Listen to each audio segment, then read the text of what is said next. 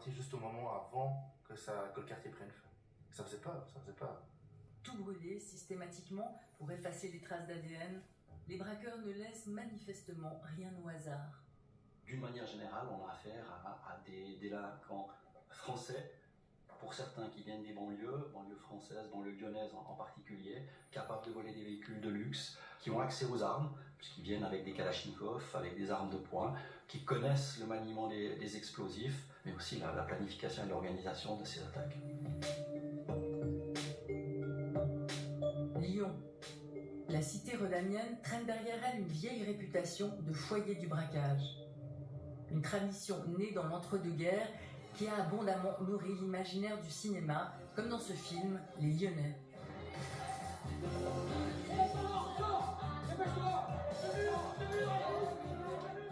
Tous les braqueurs des années 70-80, c'était à peu près l'âge d'or du braquage, le dernier âge d'or du braquage en France. Bon, ils sont tombés massivement dans les années 80 en prenant des peines à 2 chiffres, comme on dit, des peines éliminatoires. La justice avait tapé un peu du poing sur la table, donc ils ont été condamnés lourdement. Les gens, ils se rencontraient en prison. Au même moment, il n'y a pas une prison pour les gens de cité, puis une prison pour les gens du milieu traditionnel. Ils se rencontrent, et tout ce petit monde est perméable, se mélange, donc c'est comme ça que se perpétuent les traditions. Là, vous avez la Duchère, vous avez Bron, Vaux-en-Velin, Vénissieux, qui abritent les quartiers sensibles lyonnais. Le journaliste et criminologue Jérôme Pierrat est le grand spécialiste des braqueurs. Cela fait plus de 20 ans qu'il piste ces malfrats. Il connaît par cœur les bandes qui écument la région lyonnaise. On a le profil de ces braqueurs, plutôt des gens assez sportifs et assez sains. C'est-à-dire que ça fume pas, ça boit pas, ça se drogue pas, ça fait du sport. S'ils se retrouvent face à des hommes armés ou des gens qui se mettent en travers de leur route, qu'est-ce qui se passe ? C'est pas des types qui lèvent les mains, c'est pour ça qu'ils viennent aussi lourdement armés et en force. Ils vont se servir des armes, mais c'est pas des... Ils sont pas là juste pour faire de la dissuasion, effectivement, ils sont assez déterminés pour tirer, pour s'extirper. Dans les cités, le silence est règle d'or. Mais grâce à plusieurs intermédiaires, nous avons réussi à entrer en contact avec un braqueur. Ce dernier a déjà sévi en Suisse. Notre enquête a permis de le vérifier. L'homme a accepté de nous parler, finalement, peut-être par narcissisme ou par bravade. Il exige en retour le respect total de son anonymat. Nous nous sommes rencontrés dans un lieu tenu secret, hors des murs de la cité. Sa voix est doublée par un comédien. Si on faisait un portrait type de ce braqueur...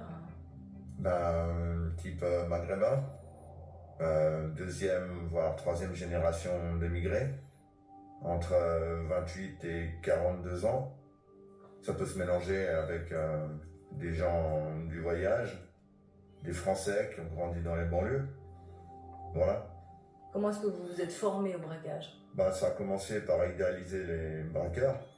Adolescents, on tape avec les mecs de notre âge. Et petit à petit, on commence à faire nos preuves. On commence à monter des coups de plus en plus élaborés. Et là, on tape dans l'œil des personnes un peu plus expérimentées qui nous recrutent pour aller voler une voiture, pour la logistique de base, pour plein de trucs. Et ensuite, si on gagne leur confiance, on peut monter au braco avec eux. Il y a environ combien d'équipes qui tournent autour de ces braquages ? De ma connaissance, j'en connais au moins 4 qui sont susceptibles de monter au braquage juste sur Lyon. Chaque personne a un rôle prédéterminé. Il y a des personnes qui s'occupent seulement de conduire le véhicule. Il y en a qui vont maîtriser les chauffeurs. Il y en a qui vont s'occuper de décharger l'argent. Il y en a qui vont guetter. Des armes, ça se cache facilement ? Il y en a qui ont des planques. Il y en a qui les enterrent. Voilà. Il y en a qui ont des nourrices pour pouvoir les poser chez eux. C'est quoi une nourrice ? Une nourrice, c'est une personne qu'on paye pour qu'elle garde du matériel. Ça peut être des armes, ça peut être de la drogue, ça peut être de l'argent. Les braqueurs ont des planques en Suisse ? Pour taper, pas en Suisse. On préfère franchir la frontière. Et là, il y a une recrudescence très impressionnante de ces braquages en Suisse. Pour quelle raison ? Pourquoi ? Parce que, si je dois dire de ce que je sais, il y a eu un braquage de fourgon sur l'autoroute avec un butin énorme qui a suscité le désir et la convoitise de toutes les grosses équipes lyonnaises. C'était 40 millions. C'est ça. Un gang de criminels lyonnais a tenté un braquage exceptionnel sur l'autoroute près de Nyon. Ils ont pu être rattrapés en France. On n'avait jamais vu de somme aussi importante dérobée en Suisse. Le président des sociétés de convoyage, Luc Sergi, nous explique pourquoi de pareilles tirelires prennent aujourd'hui la route. Tout simplement parce que les banques n'ont plus de trésor dans la banque, maintenant c'est les entreprises de sécurité qui l'ont. Ils outsourcent toute la gestion du cash auprès des entreprises de transport de fonds. Ils outsourcent également le ravitaillement des bancomates. Outsourcer, un joli anglicisme pour dire que les banques et la poste, notamment, se sont débarrassées de la patate chaude, pour des raisons de sécurité, disent-elles, mais aussi d'économie. Ce qui frappe, c'est qu'à l'heure du tout numérique, il y ait encore autant de cash dans le circuit. En Suisse, c'est encore un pays où le citoyen a beaucoup d'argent liquide dans sa poche. Dans d'autres pays, ils payent même le lunch avec des chèques ou avec des cartes bleues, alors que chez nous, on paye encore régulièrement en cash. Donc c'est vrai que la Suisse a plus d'argent dans la poche peut-être que d'autres pays. Et puis l'économie a une exigence de pouvoir mettre à disposition cet argent, que ce soit dans les bancomates, dans les banques ou dans les magasins, les grandes surfaces de détail. Donc c'est clair que ça nous pousse à devoir aussi rouler la nuit. Des centaines de millions traversent ainsi toute la Suisse de jour comme de nuit. Mais c'est surtout de nuit que frappent les braqueurs. Des petites fourgonnettes, puisque la loi interdit aux camions blindés de circuler après 22 heures pour limiter le bruit. Sur votre gauche, vous avez effectivement un de ces fourgons de 3,5 tonnes qui est autorisé à rouler la nuit et à transporter de l'argent. Mais on a un blindage qui est, disons, essentiellement sur la cabine et puis quelques renforts aussi sur le pont où on peut mettre de l'argent.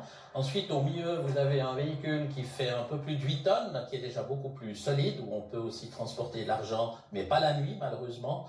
Et puis, ce qu'il nous faudrait pour la nuit, c'est effectivement le camion que vous avez là sur votre droite, qui est un camion qui fait 26 tonnes. Et si on avait une autorisation de rouler la nuit, avec ce genre de camion, on parle d'environ 5 à 8 camions par nuit au niveau national. Donc, je ne vois pas la problématique, la nuisance pour le peuple suisse. À Berne, on commence à s'agiter. Le PLR vaudois Olivier Feller a déposé une motion en mai dernier. Il réclame au Conseil fédéral une dérogation pour permettre à ces camions blindés de circuler de nuit. Un privilège exceptionnel dont bénéficient notamment les transporteurs de fleurs coupées. Nous sommes dans une situation d'urgence puisqu'au cours des 2 dernières années, il y a eu plusieurs attaques contre des convoyeurs de fonds. Les attaques sont d'ailleurs d'une brutalité qui augmente régulièrement. Il y a urgence et on pourrait au moins à titre temporaire envisager la possibilité de transporter des fonds dans des véhicules lourds pendant la nuit. Mais pour l'instant, le Conseil fédéral botte en touche. Qu'est-ce que vous allez répondre à la population et aux personnes qui ont été attaquées brutalement? Qu'on a le droit de transporter des fleurs la nuit dans des véhicules lourds, mais qu'on ne peut pas transporter de l'argent.